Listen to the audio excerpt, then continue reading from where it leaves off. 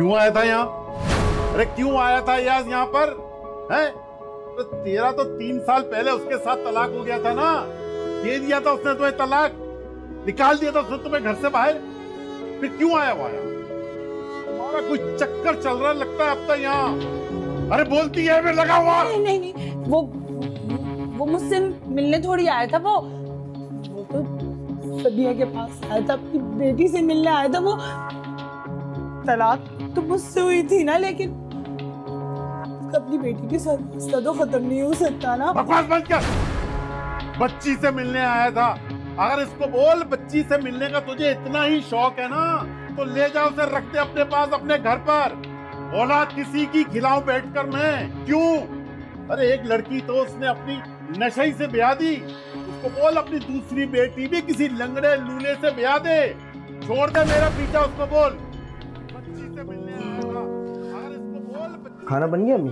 बस थोड़ी देर में। ये चचा क्यों चीख रहे थे सुबह सुबह? तेरी चच्ची का पहला खसम आया था अपनी बेटी से मिलने, इसलिए उसका दूसरा खसम नाराज हो गया। उसके शौहर की इतनी हिम्मत कि वो हमारे गेट पे आ गया। अगर मैं चचा की जगह होता ना तो टांगे तोड़ के हाथ में देके वापस करता। अम्मा मैं पहले ही बता रहा हूँ, उसकी बेटी का भी ना किरदार सही नहीं है।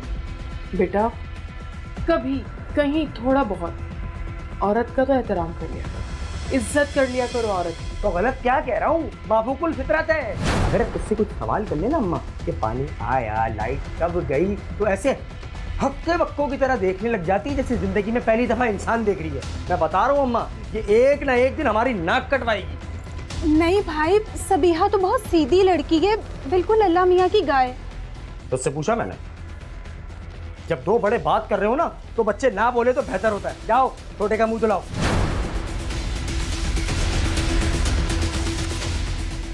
खाना पक जाए तो टेबल पे ला दीजिएगा।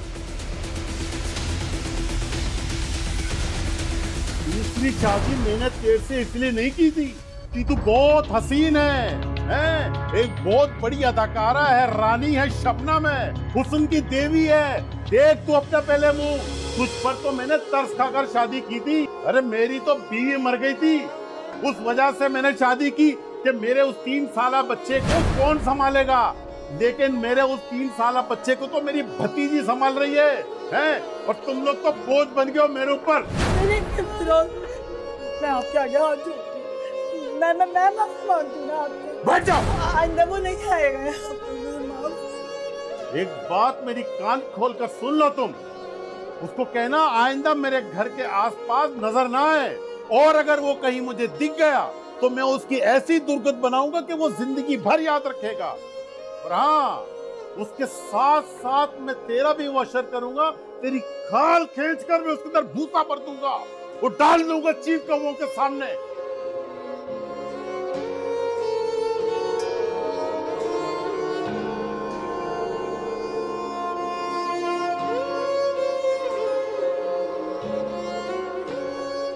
जो मैं आपसे कह रही हूँ उसे गौर से सुनो। आपने बड़े होके बिल्कुल भी ऐसा नहीं बनना, ठीक है ना?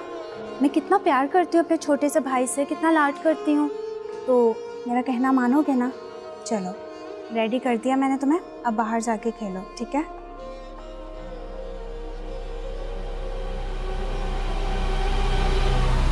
देखिए रिश्ते इस तरह नहीं मांगे जाते कि आप लोग का जब दिल किया मुंह उठा के चले आए। एटलीस्ट इंसान फोन करता है। और आपने हमारे बारे में महल्ले वालों से पूछा था? हम लोग बरादरी से बाहर शादी नहीं करते। भतीजे गुस्सा मत करो, ये मेहमान है हमारे। देखिए बहन जी, आपका बेटा क्या करता है क्या नहीं करता, कितना कमाता है कितना नहीं, हमें इससे बिल्कुल भी कोई कर्ज नहीं है। हम गैरों में अपनी बेटी की शादी नहीं कर सकते बस। मगर भाई साहब अब जमाना बदल गया है, हमारा हमजा दुआ को पसंद करता है, दोनों एक ही कॉलेज में तो पढ़ते हैं, और फिर आपने भी तो गैरों में की है, तो फिर भतीजी के मामले में एतराज कैसा? आप रिश्ता लेकर आइए या मुझे ताना देने के लिए? अरे बीवी मर गई थी मेरी और बच्चा छोटा था मेरा, और मैंने तरस खा के इससे शादी की है। जवान बेटी का बोझ था इसके सर पर। देखिए हमने कॉलेज पढ़ने के लिए भेजा था, ना कि नैन में धक्का करने के लिए। और तुम बेहतर यही है यहाँ से चुपचाप उठो और जाओ। और अपना हुलिया देखा है? शक्ल और कपड़ों से तुम किसी कसाई के बेटे लगते। अनवर मेहमान है हमारे, इतना गुस्से से बात नहीं करते। मेहमान, बिन बुलाए मेहमान। अरे नहीं करनी हमें अपनी लड़की की शादी तुम लोगों से। चलिए जाइए यहाँ से, उठे। इसलिए लाया था मुझे यहाँ। इतने बदतमीज लोग जैसे ये लोग हैं, ऐसी ही इनकी बदज़बान बेटी होगी। मुझे नहीं करना यहाँ रिश्ता। मेरी बात सुने, वो मेरी बात तो सुने। अम्मी मैंने आपको मना किया था ना कि दुआ को कॉलेज मत भेजे। देख लिया ना नतीजा। आज के बाद दुआ के कदम इस घर से बाहर नहीं निकलेंगे। बिल्कुल सही कह रहा है अनवर। वो समझाया था मैंने भाई को, लेकिन नहीं, उनके सर पर तो एक ही भूत सवार था। हमने अपनी बच्ची पढ़ानी है। देख लिया नतीजा उसका, तो चले गए।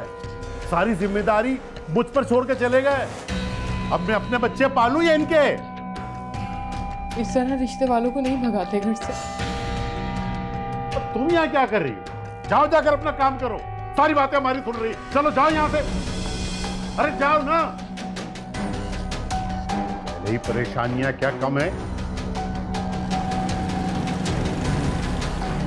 बहुत इज्जत अफजाई करवा ली तुमने अपने घर बुलाकर।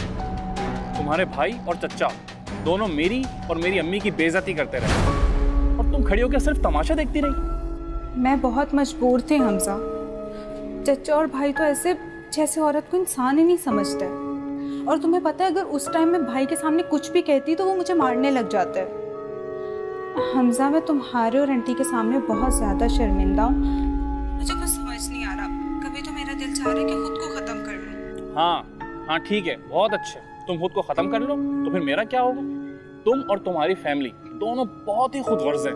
हाँ तो और क्या करूं हमजा, तुम ही बता दो मुझे।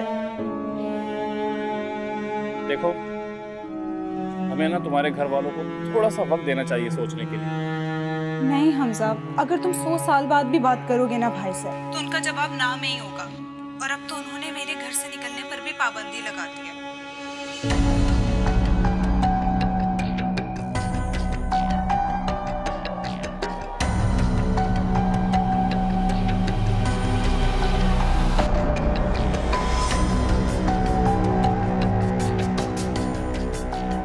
देखिए, हमने कॉलेज पढ़ने के लिए भेजा, ना कि नैन मटक्का करने के लिए। अरे नहीं करनी हमने अपनी लड़की की शादी तुम लोगों से। चलिए जाइए यहाँ से, उठे। अम्मी मैंने आपको मना किया था ना कि दुआ को कॉलेज मत भेजे। देख लिया ना नतीजा। आज के बाद दुआ के कदम इस घर से बाहर नहीं निकलेंगे। ऐसे कैसे मेरे पैरों पे भेड़ियां ढाल के रख सकते हैं? मैं इस घर में नहीं रहूंगी। मैं भी हमजा से बात करती हूँ।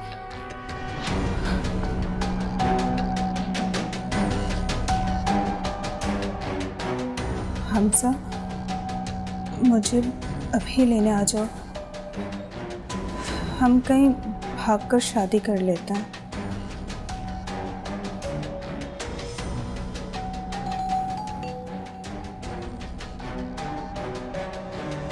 तुम तैयार हो जाओ, मैं आ रहा हूँ।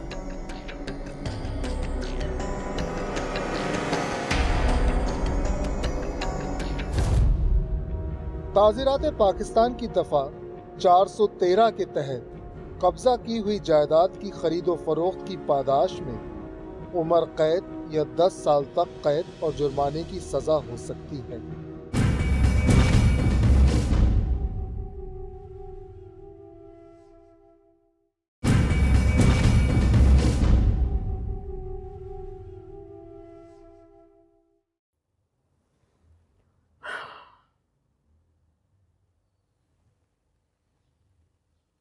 कहाँ चली गई? दुआ, दुआ,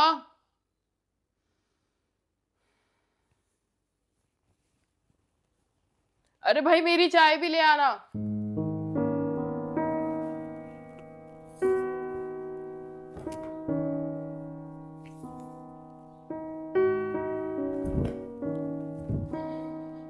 आवाज क्यों दे? वो दूर होगी।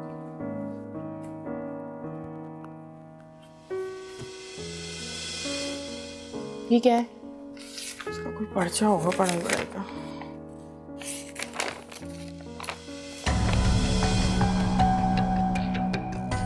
अम्मी मुझे माफ कर दें हमजा के बगैर, क्योंकि मैं जानती हूँ। दुआ,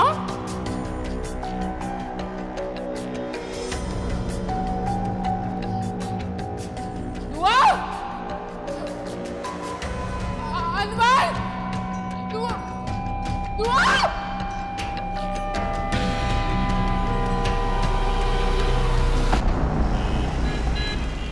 अब रोने का क्या फायदा? कहा था ना नजर रखिए उस पे। सारे माशरे में जलील करा दिया, नाक कटवाती। इससे बेहतर था कि पैदा होते ही मार देते, ये दिन नहीं देखना मिलता। देख, चुप कर जा। कब से बकबक किए जा रहा है, तू रख लेता नजर उस पे। अरे सही तो कह रहा है ये, सारे मोहल्ले में बेइज्जती करा दी है उसने हमारी। अरे दाग लग गया है हमारे दामन में, अब उसे धोना तो पड़ेगा। और बड़ी बेइज्जती हुई हमारी, अब कुछ ना कुछ करेंगे हम जरूर। क्या करने वाले हैं आप लोग? थोड़ा सब्र तो कर जाएं। जल्दबाजी में आगे कोई ऐसा कदम मत उठा लिएगा कि जेल जाना पड़ जाए। चाची, हमारी गैरत को सुलाने की ना तुम कोशिश मत करो। दुआ ने जो किया है उसका खमियाजा उसे भुगतना पड़ेगा। अरे सब इसे पता होगा इसे कि वो कहाँ गई है, किसके साथ गई है, बता दे। अल्लाह रसूल की कसम, मुझे कुछ नहीं पता। मैंने कुछ नहीं किया, मैंने उसका साथ नहीं दिया है। इसको नहीं पता? अगर इसको पता होता ये मुझे जरूर बताती। सबिया, तू खड़ी हो यहाँ से। इसके दिमाग पे क्या असर होगा इन बातों का? अंदर जा जल्दी इसको लेकर। चुप हो जा तू, बहुत बकबक करने लग गई है। अरे क्यों इतना चीख रहे हो? क्यों मोहल्ले को सुना रहे हो? जाओ थाने जाओ, FIR कटवाओ जाके। वाह भाभी वाह, बहुत अच्छी सलाह दे रही हैं आप। हैं थाने जाएं, हम FIR कटवाएं और अपनी बेइज्जती करें जाके माशरे में। चाचा ठीक कह रहे हैं, हमारा थाने जाना बिल्कुल सही नहीं है। बस एक दफा हाथ लग जाए, काट के रख दूंगा। हाँ, काट दिया उसको।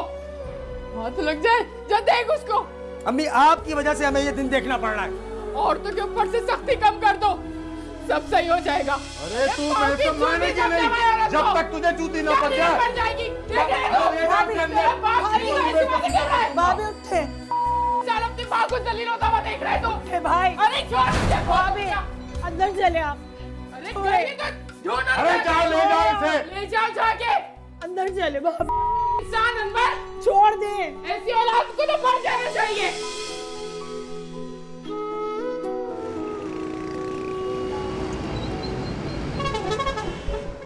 अब तुझे मैं क्या बताऊं, मुझे तो बोलते हुए भी शर्म आती है। अब वो जो वकील की बीवी नहीं है, वकलाइन, वो तो कह रही थी कि ये कैसी शादी है, न कभी दुआ की शक्ल देखी है, न उसके शौहर की, न ससुराल वालों की। अल्लाह माफी दे, क्या क्या बातें हैं। खाला, बुरा नहीं मानना, लोगों का क्या है, इनका तो काम ही यही होता है, इसके घर में झांक, उसके घर में झांक। बल्कि शकीला ने तो यहाँ तक कह दिया कि लगता है उसकी शादी नहीं हुई है, वो तो भाग गई है घर से। ए भैया, तुम भी जरा देखभाल के घर से निकलना, कहीं मोहल्ले वाले पत्थर मारने ना शुरू कर दें तुम लोगों को। मेरी दुआ भी तुम्हारी बेटी की तरह है ना, तो जो लोग ऐसी बकवास कर रहे थे, तुम ही उनकी ज़बानें बंद कर देती। तुम क्यों चुप रही और चुपचाप सुन के यहाँ पर आ गई, यहाँ बता रही हो? बेटा, मामला सिर्फ जबान का नहीं है। मारते का हाथ पकड़ सकता है बंदा, बोलते की जबान को नहीं रोक सकता। लेकिन मुझे आज तक ये बात नहीं समझ आई खाला, ये पूरा मोहल्ला सिर्फ तुमसे ही मेरे घर की बात क्यों करता है? ए लो, तुम तो उल्टा मुझे ही कहने लगी। क्या मतलब है तुम्हारा? क्या मैं जाके लोगों से पूछ रही हूँ? लोग तो खुद बातें बना रहे हैं, मुझे क्या बताऊँ मैं क्या क्या बातें चल रही हैं। यहाँ तक है कि लगता है उसकी शादी नहीं हुई, बल्कि गैरत के नाम पे तुम लोगों ने उसको कत्ल कर दिया। फरिया कहाँ मर गई हो तुम? अरे पानी लेकर आओ मेरे लिए। मेरी बात मान शाजिया, तू उसको यहाँ बुला क्यों नहीं लेती? सबकी जबान खुद ब खुद बंद हो जाएगी। आखिर बंदा किस किस को समझाएगा? खाला, वो शादी करके दुबई गई है और आपको पता है ये कोरोना का क्या सब कुछ चक्कर चल रहा है, सारी दुनिया डिस्टर्ब है, उसको कैसे मैं यहाँ पे बुला लूँ? कोरोना का तो बहाना है, दुनिया के सारे काम चल रहे हैं। मुझे क्या पड़ी है, तेरी तो खुद कड़ी चढ़ी थी। मैंने कहा समझा के आ जाती हूँ, मेरी बला से जो दिल चाहे कर। बासी कड़ी में खूब उबाल आ रहा है। काश हम उसे उसी दिल कत्ल कर देते तो हमें लोगों के ना ताने नहीं सुनने को मिलते। अम्मा 4 साल हो गए उसे इस घर से गए हुए, अभी तक कुछ पता नहीं है। अम्मा काश वो मेरे सामने आ जाए, मैं उसका गला दबा दूं। जाके उसको कत्ल कर दे और दबा दे उसका गला, और जाके ना जेल में बैठ जा। कभी सोचा है अपनी माँ के बारे में, घर के बारे में क्या होगा, कैसे होगा? तुम लोग क्यों नहीं सोचते? अरे मगर हम इस तरह जिल्लत की जिंदगी भी तो नहीं गुजार सकते। पूरे मोहल्ले में हम किसी से नजर मिलाकर बात नहीं कर सकते। अरे अब तो चूड़े चमार भी हमें देखकर हंसते हैं। देखो, मैं तुम सबको एक बात बार बार बोल रही हूँ, खुदा के वास्ते दुआ को माफ कर दो, उसको घर बुला लो। इस तरह हमारी इज्जत भी बच जाएगी, पूरी दुनिया की ज़बानें भी बंद हो जाएंगी। तुम लोग क्यों अपनी जिद पे अड़े हो? आखिर तुम चाहते क्या हो? क्या चाहते हो कि इस घर में से एक दो लोग और भाग जाए या फिर उनका भी कत्ल हो जाए? देख अनवर, तू समझेगा मेरी बात को, दुआ को माफ कर दे, उसे घर बुला ले। देख, सब कुछ ठीक हो जाएगा। ठीक है, बुला लो। चाचा आप ये क्या कह रहे हैं? आप होश में तो हैं? ठीक कह रहा हूँ, अभी बिल्कुल ठीक कह रही है। अभी तुम नहीं समझोगे इन बातों को। अभी उसकी सहेली है ना फातिमा, वो जरूर उसके साथ रास्ते में होगी। आप ऐसा करें कि उसे पैगाम देके बुलवा लें। ताज़ीरात पाकिस्तान की दिफा 411 के तहत अगर कोई शख्स कोई जायदाद नाजायज तरीके से हासिल करता है तो उसे 3 साल तक कैद या जुर्माना या दोनों सजाएं भी हो सकती हैं।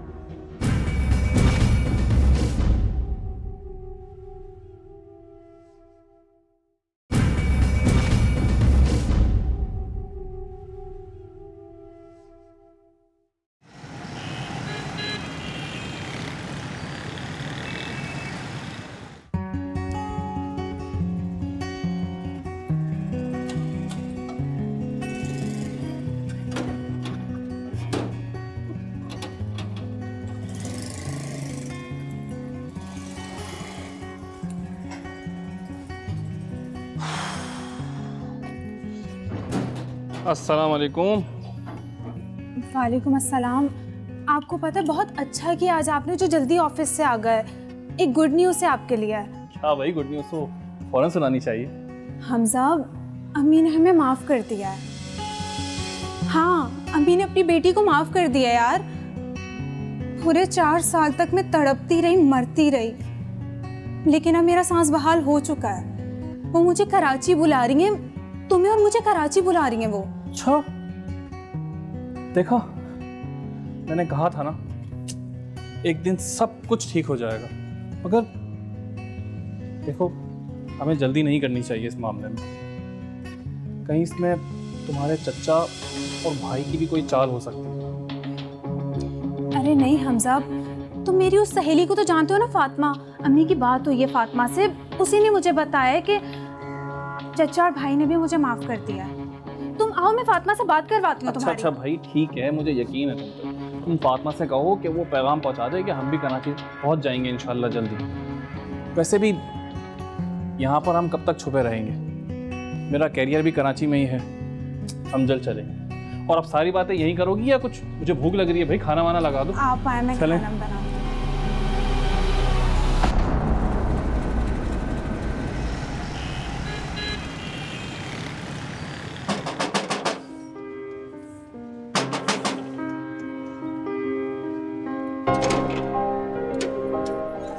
आप?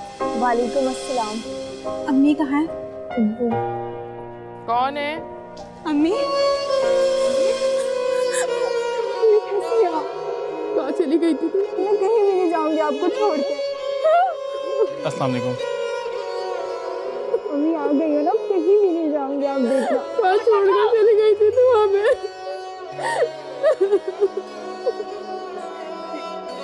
मेरा छोटा भाई। अरे आमिर, कितना बड़ा हो गया है। ये ग्लासेस कब लगे तुम्हें? हाँ, बहुत सतानेंगे। रोज, मेरी बेटी आई है, सर पे हाथ नहीं रखोगे क्या? मुझे कुछ काम है। आता हूँ।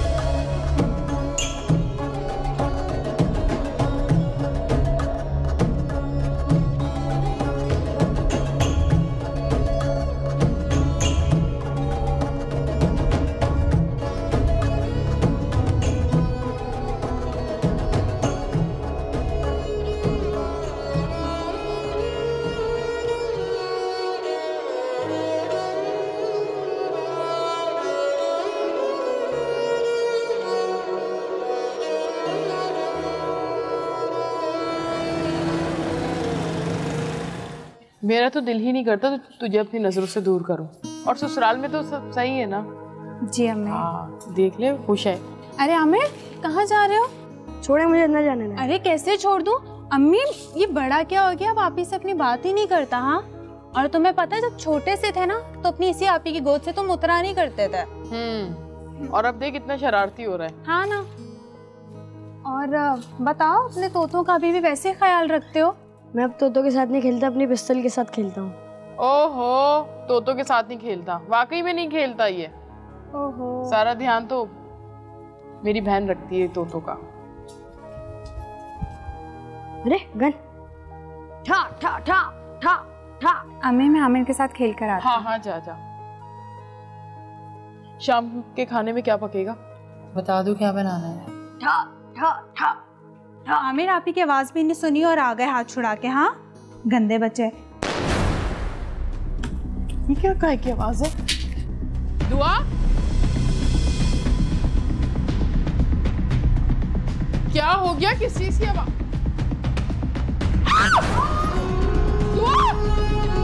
इसे क्या हो गया यार? ये क्या हुआ? दुआ को गोली मार दी इसने।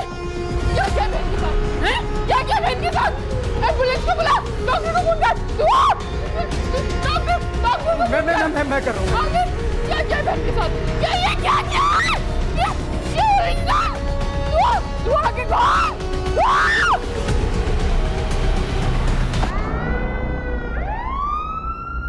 हाँ बेटा, क्या हुआ? अरे कितनी बार इसको मना किया कि पिस्तौल से मत खेला करो, लेकिन इसे कुछ समझ में आए तब ना। इंस्पेक्टर साहब, मेरे पास इस पिस्टल का लाइसेंस मौजूद है, बस मेरी गलती है कि मैं इसको साफ करने के बाद अलमारी में रखना भूल गया। और आमिर की आदत है ना हर चीज से खेलने की, बस ये पिस्टल से खेलना था और अचानक से गोली चल गई। और मेरी बहन दुआ। कितनी बार मना किया, अरे कितनी बार मना किया तुम्हें? आमिर का ख्याल रखा करो। अगर तुम्हें कोई बात समझ में आए तब ना। देख लिया तुमने अपनी गफलत का नतीजा, इतना बड़ा हादसा हो गया। मुनव्वर, मुनव्वर। Yes sir. सारे शवाहिद इकट्ठे कर लिए? Yes sir. सर जय वफा का बड़ी बारीक बिनी से जायजा लिया। बज़ाहिर तो ये एक्सीडेंट ही लगता है और गोली भी शायद धोखे में ही चली। ओके। फिरोज साहब, इस बच्चे की उम्र कितनी है? सिर्फ 12 साल इंस्पेक्टर साहब। अच्छा, अभी आपको और इस बच्चे को हमारे साथ थाने चलना है। मैं जानता हूँ कि बहुत मुश्किल टाइम है, मगर क्या करें, कानूनी कार्रवाई तो पूरी करनी है। इंस्पेक्टर साहब कैसी बातें कर रहे हैं? इसकी उम्र 12 साल और इसने जानबूझ के कुछ भी नहीं किया। ठीक है, आप लोगों को गिरफ्तार करना है, मुझे कर लो। मैं दुआ का वारिस हूं। इस केस को आगे बढ़ाना ही नहीं चाहता। अब माफ करते हैं इसे। क्यों अम्मी? अब माफ करते हैं ना।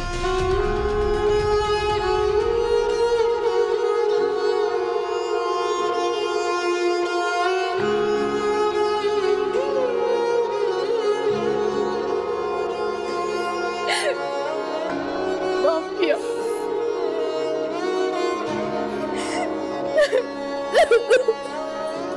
अच्छा, ये मकतूला दुआ के शौहर का है? इंस्पेक्टर साहब, वो से यहाँ छोड़कर लाहौर चले गए थे। अरे साहब ठीक ही तो कह रहे हैं, कानूनी कार्रवाई तो पूरी करना होगी ना। आप फिक्र मत करें, हमें पता है ये हादसा है। बच्चे को हमारे साथ भेज दें, बयान लेकर वापस कर देंगे। आप चलिए हमारे पास। आ जाओ, चलें फिरोज।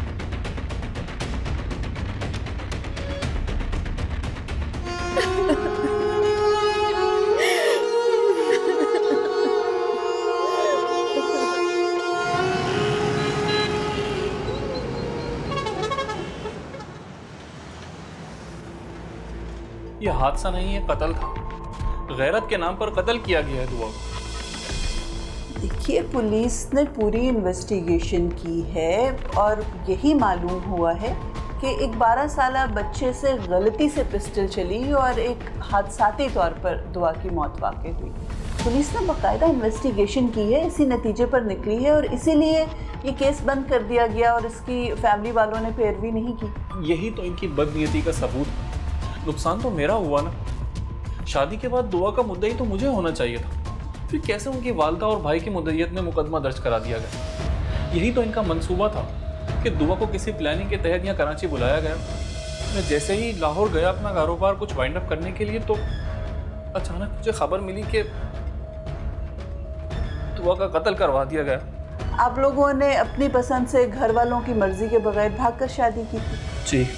कितना अर्सा हुआ आपकी शादी को? ये 4 साल हुए थे अम्मा साहब। 4 साल के बाद घर वाले अपनी दुश्मनी क्यों निकालेंगे? अमूमन हमने तो देखा है कि अगर इस किस्म की कोई वारदात होती है जिसमें घर वाले इन्वॉल्व होते हैं, तो वो तो इस तरह के कपल्स को फ़ौरन से कत्ल कर देते हैं। कहीं पर भी रह रहे हों, घर से भाग के वो ताक़ुब करते हैं, ढूंढते हैं और कत्ल कर देते हैं। 4 साल तक इंतज़ार करते और फिर अपने घर बुलाकर कत्ल करते। देखें अम्मा साहिबा, ये तो फिरोज़ और अनवर ही बता सकते हैं। 4 साल के बाद वो पहली बार उनके घर पर आई थी और वो भी उनकी वालिदा ने मैसेज करके उन्हें यहाँ बुलाया था। तो फिर कैसे ये महज इत्तेफाक हो सकता है? मैडम, रिपोर्ट के मुताबिक जिस पिस्टल से फायर हुआ है उस पर सिर्फ आमिर की उंगलियों के निशान है और किसी के निशान नहीं, और आमिर की उम्र सिर्फ 12 साल है। और पुलिस रिपोर्ट इस बात की तस्दीक करती है कि वो महज एक इत्तेफाक था। वो इत्तेफाक नहीं था अम्मा साहिबा, फिरोज़ और अनवर ने ही उसका कत्ल किया है और उस बच्चे के फिंगरप्रिंट लेकर गन पर गुमराह करने की कोशिश की। और मुझे तो लगता है कि वो आयु भी इनके साथ मिला हुआ है। इन्होंने पुलिस को पैसा खिलाया। देखिए, आपकी इस बात में कुछ वज़न तो है कि 4 साल में पहली मर्तबा वो अपने घर गई है, उन्होंने उसको घर खुद बुलवाया है और फिर अचानक उसकी इस तरह से मौत वाक़ई हो जाए। चलें, हम दरख्वास्त देते हैं कि ये केस रीओपन किया जाए और अगर आपको शक है कि पुलिस इन्वॉल्व थी तो इस केस का इन्वेस्टिगेशन ऑफिसर भी तब्दील किया जा सकता है। ये हम दरख्वास्त दायर कर सकते हैं। इसके अलावा मैं चाहूँगी कि मकतूला की फैमिली से एक दफ़ा मैं खुद भी जाकर मिलूँ।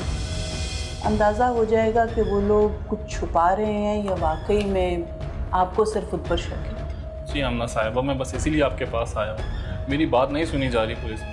मैं इन दोनों का नाम FIR में दर्ज करवाना चाहता हूँ, इसीलिए आपके पास आया। चले, हम एप्लीकेशन तो दायर करवाते हैं, आप परेशान ना हों और अपने ससुराल का एड्रेस लिखवा दीजिए, मैं जाके उनसे मिल लूँगी। ठीक है?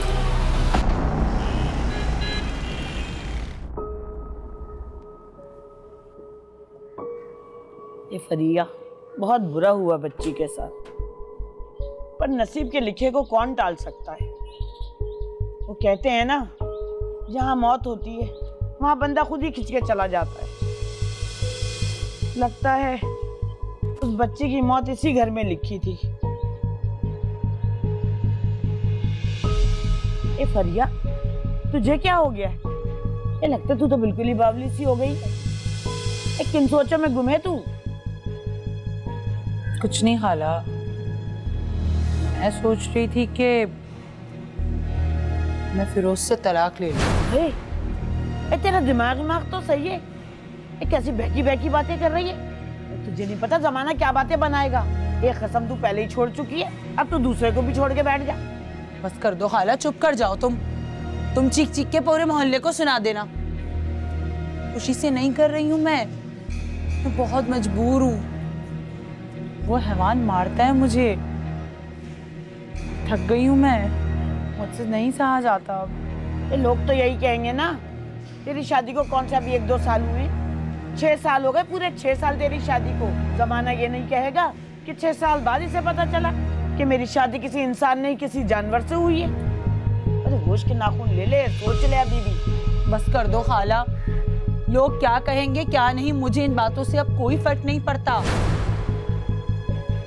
तलाक लेना इसका मतलब ये नहीं है कि हर दफा औरत ही गलत हो, मर्द भी गलत हो सकता है। हर दफा औरत को ही क्यों कसूरवार ठहराया जाता है? जुल्म सहना भी गुनाह है। मैंने फैसला कर लिया, मैं फिरोज से तलाक लेकर रहूंगी, कोई कुछ भी कहे। ताज़ीरात पाकिस्तान की दफ़ा 392 के तहत अगर कोई शख्स चोरी, डकैती या रहजनी का मुर्तकिब करार पाता है तो उसे कम से कम 3 साल और ज़्यादा से ज़्यादा 10 साल कैद और जुर्माने की सज़ा सुनाई जाएगी।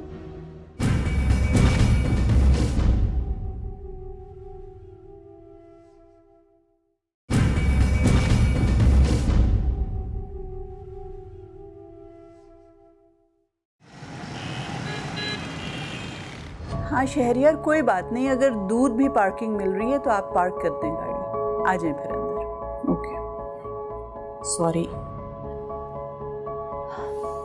सबसे पहले तो हमें बहुत अफसोस है आपकी बेटी की वफात का।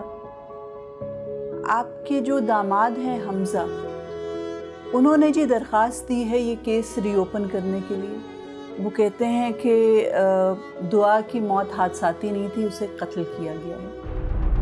वो कह रहे हैं कि उनकी शादी को 4 साल हुए थे और 4 साल में पहली मर्तबा वो घर आई थी, अपने मैके आई थी, और ये महज इत्तेफाक नहीं हो सकता कि पहली मर्तबा वो घर आई है और हादसाती तौर पर उसकी मौत वाक़ई हो जाए। उसने तो बल्कि ये इल्ज़ाम लगाया है कि बाकायदा प्लानिंग करके उसे घर बुलवाया गया था, और आप पर भी वो शक कर रहा है कि आपने मैसेज देकर उसे घर बुलवाया था धोखे से। आप क्या कहना चाहेंगे इस सिलसिले में? हाँ, वो भाभी आप रहने दें, मैं बताता हूँ। मैडम जी आप क्या चाह रही हैं? हम लोग पहले ही सदमे में हैं। हमारी भाभी को आप देखें, ये दिन रात रो रही है, और आप हैं क्या आप इनसे सवालों पे सवाल किए जा रहे हैं? अरे देखिए, हमने तो पहले ही दुआ को माफ कर दिया था और पुलिस को सारा बयान दे दिया है हमने। आप मजीद आप किस लिए तफ्तीश कर रही हैं? और भाभी को भी पता है कि ये एक हादसा था और ये माफ कर चुकी हैं। और वो एक 12 साल का बच्चा है, वो कोई उसने कुछ जानबूझकर तो नहीं किया होगा ना। देखिए, एक दरख्वास्त दायर की गई है, केस रीओपन हुआ है, कानूनी तकाजे होते हैं। हम इब्तदाई इन्वेस्टिगेशन कर रहे हैं, कोई इल्ज़ाम नहीं लगा रहे। हम जानना चाह रहे हैं कि असल में हुआ क्या था उस रोज़, और एक पिस्टल बच्चे के हाथ में किस तरह चली गई, ये लापरवाही थी, हादसा था। इन तमाम पहलुओं से हमें तफ्तीश तो करनी पड़ेगी ना। नहीं, क्या आप पूछ-गुछ करना चाहती हैं? नहीं, आप क्या चाहती है? एक 12 साल के बच्चे को छोड़िए भाभी, मुझे बात करने दीजिए। आप 12 साल के एक बच्चे को क्या फांसी पे चढ़वा देंगी? ये कौन सा कानून है? अरे आप लोगों ने कोई पैसे वैसे खा लिए हमजा से? अरे अभी मैं तुम्हारे पेरेंट्स को बताता हूं। हम अभी तक ये संभालें अपने शहजादे को। बाहर जो है परिंदों का शिकार कर रहे थे, एक कबूतर मेरी गाड़ी पे आके गिरा है। अरे क्या कर रहे थे तुम? हैं? अरे भाई वो गलती से हो गया होगा कोई। ये गन इसके पास? जी मैडम, ये गन इसकी है, देखें। अरे ये क्यों लेकर गए थे तुम? ये तो मुझे अलमारी में रखनी थी। लाओ मुझे तो ये तो चीजें हमारे पास अलमारी में रखी होती है, ये गलती से उठा कर ले गए। अरे क्यों लेकर गए तुम? क्या बात है, ये किस कदर लापरवाही है, ये क्या माहौल है इस घर का? पहले इसके हाथ में पिस्टल आ गई, उससे दुआ का कत्ल हो गया, अब ये एयरगन लेकर इस तरह फिर रहा है। मैडम जी, वो माँ का बच्चा है, वो बहुत छोटा सा था जब उसकी पहली माँ मरी थी, और उसी की वजह से मैंने दूसरी शादी की ताकि मेरे बच्चे को वो टाइम दे सके। देखिए, हम तो 24 घंटे बच्चे को टाइम नहीं दे सकते ना। जो माँ तरबियत देगी बच्चा वही करेगा, लेकिन इसकी तो तरबियत करने वाली कोई है ही नहीं। और दुआ के मरने के बाद इस बच्चे की बदकिस्मती के इसकी दूसरी माँ भी इसे छोड़कर चली गई। मुझे लगता है कि आपके दामाद को अगर आप लोगों पर शक है तो उसकी कोई ना कोई बुनियाद जरूर है। और जिस तरह की ये क्रिमिनल नेग्लिजेंस मैं देख रही हूँ कि इतने आसानी से असलहे तक इस बच्चे की रसाई है, ये हम डिटेल में इन्वेस्टिगेशन करेंगे, आपको थाने बुलवाएंगे। हम अभी चलते हैं, चलिए इंस्पेक्टर। तुम्हारे को तो मैं देखता हूँ। चलो, तुम ये क्यों चीजें उठाकर ले जाते हो? चलो। मकतूला दुआ की फैमिली को मिलने के बाद अब मुझे लग रहा है कि उसके शौहर हमजा को इस फैमिली पर सही शक है। मैं मकतूला की वालदा से जब बात करना चाह रही थी ना अकेले में, तो मकतूला के जो चचा थे फिरोज, वो एकदम से आगे बीच में और इंटरप्ट कर दिया और उसको बात नहीं करने दी। मैंने देखा, मुझे लग रहा था कि मकतूला की वालदा मुझे कुछ बताना चाह रही हैं, लेकिन जिस तरह से आके वो एग्रेसिवली बोलना शुरू हो गया और उसको तो बात ही नहीं करने दी। शक तो मैडम मुझे भी हो रहा है, तो ये बच्चा भी इतना मासूम नहीं है। जो मैंने इसका बाहर दूसरे बच्चों के साथ मिजाज, जो इसका एटीट्यूड मैंने देखा, अजीब गुंडागर्दी वाला था। अच्छा, अच्छा, ये जो गन के साथ ये बाहर शिकार कर रहा था, ये क्या जमीन पर बैठी हुई थी चिड़िया? किस तरह से शिकार कर रहा? अरे नहीं मैडम, ये पक्का निशानेबाज है। इसने 3 कबूतर गिराए, हवा में उड़ते हुए वो भी, और एक तो मेरी गाड़ी पे आके गिरा। अच्छा, वेरी स्ट्रेंज। इसका मतलब है कि इसे गन चलानी आती है प्रॉपर। अच्छा, एक और बात भी अजीब सी थी कि इस बच्चे की जो सुतेली वालिदा है वो इस वाक़े के फ़ौरन बाद घर छोड़ के चली गई है, नाराज़ हो गई। आई थिंक उससे भी ज़रा जाकर मुलाकात करो। क्या नाम बता रहे थे? फरिया। फरिया से भी ज़रा जाकर मुलाकात करो, इस वाक़े के बारे में उसे कितनी इन्फॉर्मेशन है। और अभी वैसे भी वो नाराज़ होके गई हुई है, लोगों पर उसको गुस्सा है, हो सकता है जज्बात में सच उगल दे। ठीक है, ठीक है, तुम इन तमाम चीज़ों को ज़रा फॉलो अप करो। मैं ज़रा SHO साहब से बात करती हूँ। अभी तो वैसे भी ये IO चेंज हो गया है, तो कुछ बेहतर पेशरफ्त होगी इस केस के हवाले से। मैं भी ज़रा SHO साहब से अपडेट देती हूँ। ठीक है मैडम।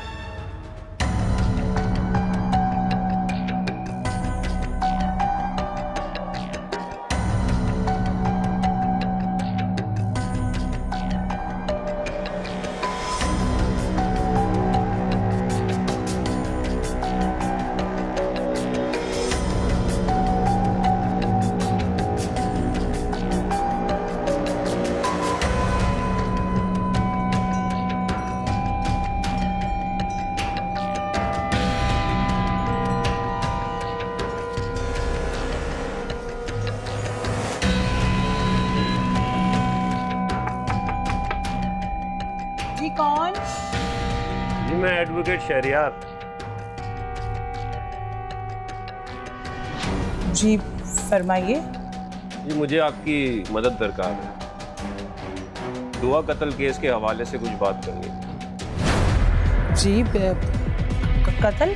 जी हाँ, दुआ की मौत कोई हादसा नहीं बल्कि कत्ल थी। और मुझे लगता है कि आपका ससुराल छोड़ने के पीछे भी यही वाकया कार फरमा है। नहीं नहीं, ऐसी कोई बात नहीं है। मैं कुछ नहीं जानती इस बारे में। मैडम अब ये बात कंफर्म हो गई कि पिछला इन्वेस्टिगेशन ऑफिसर मकतूला की फैमिली से मिला हुआ है। हमजा का शक सही निकला फिर तो।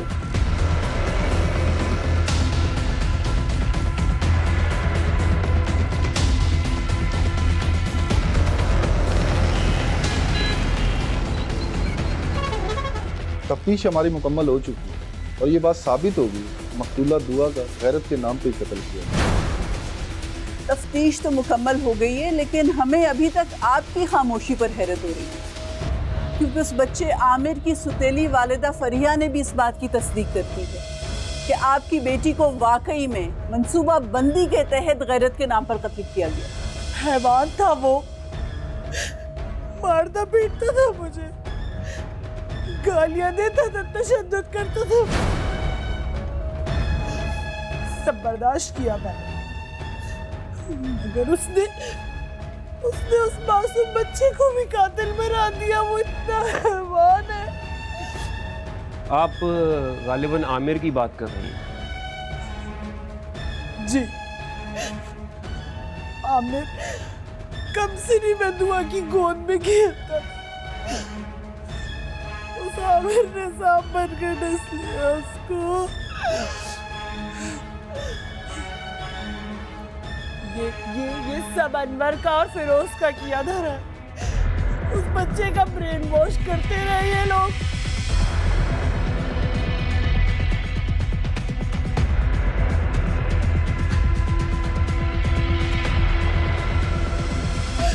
ये मेल मिलाप तो सब एक ढोंग था। उसको इसीलिए बुलवाया था ताकि उसका कत्ल कर सके। उस बच्चे से ये जुर्म करवाया लोगों ने। मगर आप लोगों ने ये बात पुलिस को क्यों नहीं बताई? डर गए थे हम। धमकियां देता था कि किसी ने ज़बान खोली तो दुआ जैसा हशर होगा। हमें तो इस बात की हैरत हो रही है कि आप अभी तक खामोश क्यों, और इतना इंतजार था उसको कि आप उसे माफ कर दें कि आपके एक मैसेज पर वो दौड़ी चली आई, आप पर एतबार कर, और आप मिली हुई थी अपनी फैमिली के साथ, उसका कत्ल करवा दिया। किस किस्म की संगदिल माँ है आप? बोलूं, आज बोलूंगी मैं।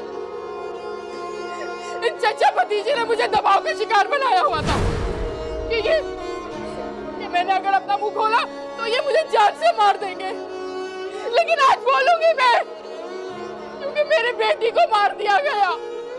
औरत को पाँव की जूती समझते हैं ये लोग, क्यों समझते? हमेशा से हमारी जबानों को दबाया गया। उस नन्हे से बच्चे का क्या कसूर है?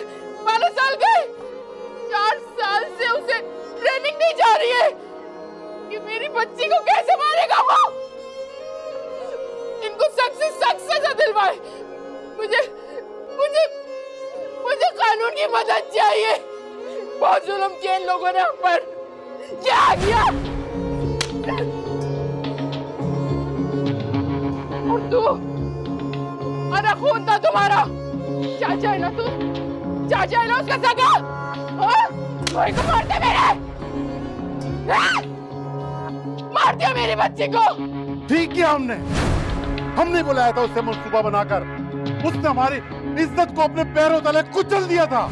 रिश्ता भेजा था, हमजा ने रिश्ता भेजा था, वो नहीं भागी, निकाह किया था उसने।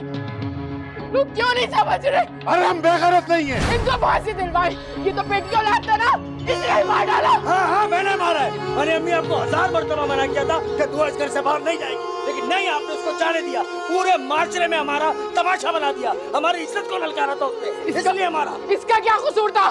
क्या कसूर था इसका? उसने हमारी इज्जत को ललकारा था मैडम, हमने इसलिए उसको मारा है। हाँ इंस्पेक्टर साहब, हमने ये मंसूबा बनाया था दुआ को यहाँ बुलाने का। उसने हमारी इज्जत को पैरों तले रोल कर ही काम किया और हमने जो किया वो ठीक किया। हमें कोई शर्मिंदगी नहीं है, अब बेगैरत नहीं है। बेगैरत नहीं है? एक छोटे से बच्चे को क्रिमिनल बना दिया आप लोगों ने। किस किस्म की ट्रेनिंग दी है? बदमाश है आप लोग। इनको फांसी पे लटका दे, मुझे नहीं चाहिए ऐसी औलाद। बड़ी प्लानिंग बनाई थी कि एक बच्चे के जरिए कत्ल करवाएंगे तो उसको सजाए मौत नहीं होगी। कौन ट्रेनिंग कर रहा था इस बच्चे की? मैंने ट्रेनिंग दी थी इसको कि कैसे पिस्टल उठानी है और कैसे टारगेट करना है। मैडम साहबा, इसका निशाना इतना पक्का है ना कि कभी जिंदगी में नहीं चूकेगा।